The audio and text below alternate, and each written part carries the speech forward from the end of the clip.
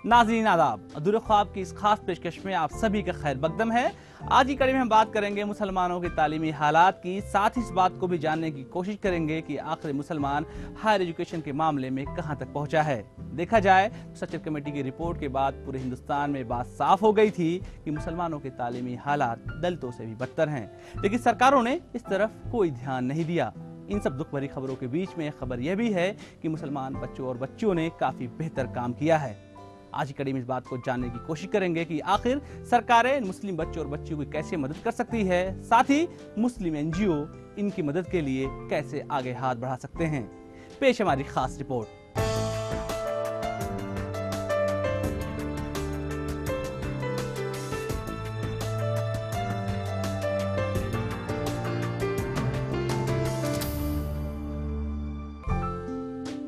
बच्चे राष्ट्र का भविष्य होते हैं, जिनकी बुनियाद शिक्षा पर आधारित होती है। ये बुनियाद जितनी ज्यादा मजबूत होती है, राष्ट्र का भविष्य उतना ही उज्जवल होता है। शिक्षा के माध्यम से बच्चों को इस तरह से तैयार किया जाता है कि वो हर तरह से समाज में किसी भी तरह की चुनौतियों और परिस्थितियों का डटकर सामना कर सकें। उत्तर प्रदेश में तालीमी फीसद आजादी के बाद से जरूर बढ़ता हुआ दिखाई दे रहा है। इसके साथ ही शिक्षा के स्तर को और बेहतर बनाने के लिए तमाम कोशिशें भी की जा रही हैं, लेकिन अभी भी सूबे में अल्पसंख्यक वर्ग का तालीमी फीसद काफी कम ही नजर आ रहा है। हालांकि जानकार मानते हैं कि पहले से कुछ फर्क तो जरूर पड़ा है। जहां तक बेहतर तालीम की बात है तो मुसलमान अपने बच्चों को बेहतर तालीम इस वजह से नहीं दिला पा रहा है क्योंकि मौजूदा वक्त में तालीम काफी महंगी हो चुकी है। मुसलमान बच्चे और बच्चियां शुरुआती दौर में मदरसों में तालीम जरूर हासिल कर लेते हैं, लेकिन हायर एजुकेशन के लिए उनके पास पैसा नहीं होता है। मौजूदा वक्त में हालात इस तरह से बदतर हो गए हैं कि बहुत सारे बच्चे और बच्चियां पढ़ना चाहते हैं, लेकिन पैसे की वजह से उनकी पढ़ाई बीच में ही छूट जाती है। जहां तक उच्च शिक्षा की बात की जाए तो आर्थिक स्थिति से मजबूत लोग ही अपने बच्चों को हायर एजुकेशन दे पा रहे हैं। जानकारों के मुताबिक यूपी में मुसलमानों का तालीमी प्रतिशत अभी भी काफी कम है। सिर्फ वही लोग अपने बच्चों को पढ़ा पा रहे हैं जिनके सामने खाने कमाने की दिक्कत ज्यादा नहीं है। सबसे पहले तो ये देखना जरूरी है कि उनको ये बात समझ में आ जाए कि सिर्फ अपने रोजगार से और उससे जिससे ट्रेड से वो जुड़े हुए हैं, उसके अलावा भी बहुत सारे एवेन्यूज़ हैं जिसमें कि बच्चे जा सकते हैं और डाइवर्सिफाई कर सकते हैं। तो पहले तो उनको अपना माइंडसेट चेंज करना पड़ेगा, उनको बच्चों को तालीम के ऊपर ज़्यादा ध्यान देना पड़ेगा, ताकि बच्चे आजकल कॉम्पिटिटिव दौर है तो जाहिर है कि जो अच्छे बच्चे हैं, जो ज़हीन बच्चे हैं, जो तेज़ हैं, वही लोग आगे बढ़ पाएंगे। तो उनको उनकी एजुकेशन पे, उनकी तालीम पे इतना ध्यान देना होगा कि उनको किसी तरीके का डिस्ट्रैक्शन ना हो, बच्चे को पूरी तरीके से पूरी आज़ादी के साथ पढ़ने का और सीखने का मौका मिले। पहला और सबसे बड़ी वजह इसकी ये निकल करके आती है कि हायर एजुकेशन के बाद क्या करेंगे वो। देखिए, जब तक कि हम हायर एजुकेशन में तकनीकी एजुकेशन नहीं शामिल करते हैं, जब तक कि हम इस तरह के अपना कोर्स नहीं बनाते हैं जहाँ के पर हम तकनीकी एजुकेशन भी दे रहे हैं, तब तक हायर एजुकेशन की तरफ जाने में लोग बहुत ज़्यादा इंटरेस्टेड नहीं होते। कुछ ऐसी फैसिलिटी सरकार प्रोवाइड करे कि हम उन बच्चों को पढ़ाने के लिए उनको एफोर्ड कर सकें, क्योंकि कुछ फैमिलीज़ मैंने देखी हैं वो बच्चों को पढ़ाने के लिए एफोर्ड ही नहीं कर सकती। उनके बच्चे भी कुछ थोड़े से ज़्यादा होते हैं, 4-5 बच्चे अगर हैं तो वो बच्चों को पढ़ा भी नहीं सकते हैं। वो सोचते हैं कि हमारा बच्चा अगर 10, 11, 12 साल का हो गया, 20 रुपये, 30 रुपये, 40 रुपये कमा के रोज़ ले आएगा तो हमारे घर का खर्चा चलेगा। उनके सामने सबसे बड़ी प्रॉब्लम घर के खर्चा चलाने की होती है। तो इस तरह से तकरीबन 30 से 40% लोग ऐसे होते हैं जो अपने रोज़मर्रा का कि कैसे घर का खर्चा चले, वो बच्चों के ज़रिए खुद मेहनत करके, दूसरे घरों में काम करके वो अपना खर्चा चलाते हैं। ये है लखनऊ के ठाकुरगंज इलाके में रहने वाली आलिया जहरा। आलिया जहरा ने अभी हाल ही में Uttar Pradesh combined pre medical test यानी CPMT में चौथा स्थान हासिल किया है। आलिया जहरा का कहना है कि सच्ची लगन से कोई भी चीज नामुमकिन नहीं है।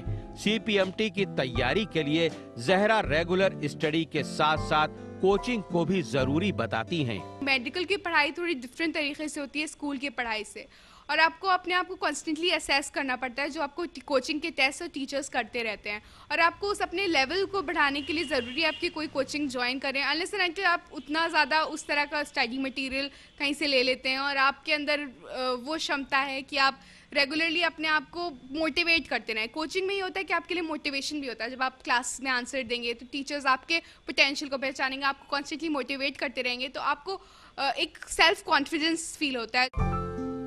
आलिया के पिता SM अख्तर बताते हैं कि उनकी 3 बेटियां हैं जिन्हें वो डॉक्टर बनाना चाहते थे। अब आलिया के पिता का ख्वाब पूरा हो गया। आलिया जहरा की कामयाबी से SM अख्तर के ख्वाबों को ताबीर मिल गई।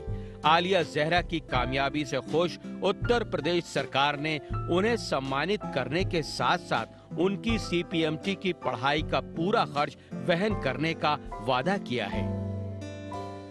ये बहुत ज़्यादा नहीं पढ़ती थी, लेकिन शार्प माइंड है और रेगुलर हमारा स्टडी थी। दोनों टाइम कॉलेज भी जाती थी और कोचिंग भी करती थी, और बीच बीच में बैलेंस करती थी अपने को। नहीं है मन भर गया तो टीवी देखती थी खूब आराम से, सोती थी खूब आराम से।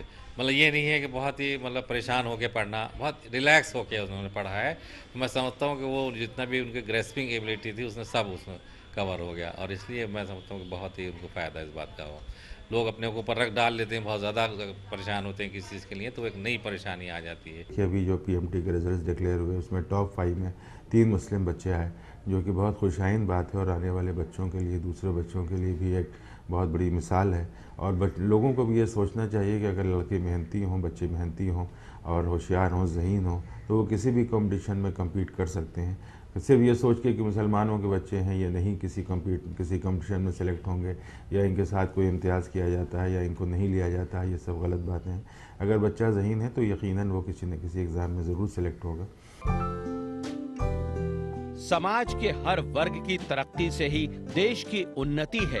इसके लिए सभी वर्गों का शिक्षित होना बेहद जरूरी है। लेकिन तालीम के मामले में सूबे की तस्वीर अभी भी साफ नहीं हो पाई है। अल्पसंख्यक वर्ग आज भी अपने बच्चों को बेहतर तालीम नहीं दे पा रहा है, क्योंकि जरूरी सहूलियतें उनको नहीं मिल पा रही हैं। ज़रूरत इस बात की भी है कि हम लोग बजाय इसके कि अपने यहाँ के तमाम फंक्शंस में, पार्टीज़ में, शादी ब्याह में अननेसेसरी पैसा लाखों रुपए खर्च कर देते हैं, दिखावे में सिर्फ खर्च कर देते हैं। और अगर उस पैसे को वो पसंदाज करके बजाय दिखावे में और आडंबर में खर्च करने के बजाय वो किसी एक बच्चे को अडॉप्ट कर लें, उसकी पढ़ाई के सारे अखराजात उठाएं और ताकि वो अपनी ज़िंदगी में आगे कामयाबी की मंजिल पे चल सके, तो मैं समझता हूँ कि वो उनके पैसे का सही मसरफ़ होगा और हमारी कौम के लिए भी बहुत बेहतर होगा। जानकारों का मानना है कि उच्च शिक्षा में मुस्लिम बच्चों का प्रतिशत बहुत कम है, क्योंकि पहले से कोई तैयारी न होने से मुस्लिम छात्र बहुत कम ही प्रतियोगी परीक्षाओं में सफल हो पाते हैं। इसका सबसे बड़ा कारण पैसों का अभाव भी है, क्योंकि शहरों की अपेक्षा गांव और कस्बों के छात्र अच्छी कोचिंग नहीं कर पाते। इसके अलावा इनके अभिभावकों को उच्च शिक्षा के मामले में कोई खास जानकारी भी नहीं रहती है।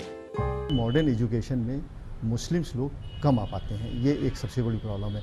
ओनली जो लोग लाइफ में इंजीनियर बन गए, डॉक्टर बन गए या ठीक ठाक लोग हैं, वो लोग ही अपने बच्चों को पढ़ा पाते हैं। वो 15 से 20% होते हैं, वही आगे निकल पाते हैं, वरना निकलना बहुत मुश्किल होता है। हायर एजुकेशन धीरे धीरे बहुत महंगी होती जा रही है, और जो हायर एजुकेशन महंगी नहीं है, यानी कि गवर्नमेंट स्पॉन्सर्ड है, वो इतनी कॉम्पिटिटिव है कि उसमें बच्चों का आना जो है वो मुश्किल होता है। तो ये तो एक मसला है, लेकिन ये कि उस मसले का हल यही हो सकता है कि या तो गवर्नमेंट जो है वो अपने लेवल पर कुछ जो बच्चे तालीमी तौर पे ज़्यादा बेहतर हैं, जो तेज़ बच्चे हैं, जो ज़्यादा होशियार बच्चे हैं, उनको स्पॉन्सर करे, उनकी पढ़ाई को फ़रोग़ दे और उनकी पढ़ाई के सारे अखराजात को उठाए।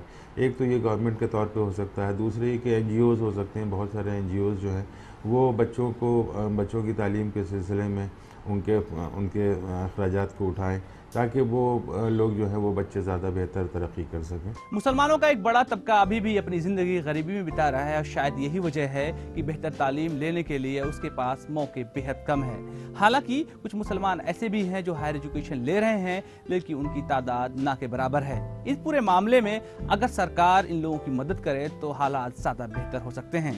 प्रोग्राम में वक्त हो गया एक छोटे से ब्रेक का। ब्रेक के बाद हम हाजिर होंगे। आप देखते रहिए अधूरे ख्वाब।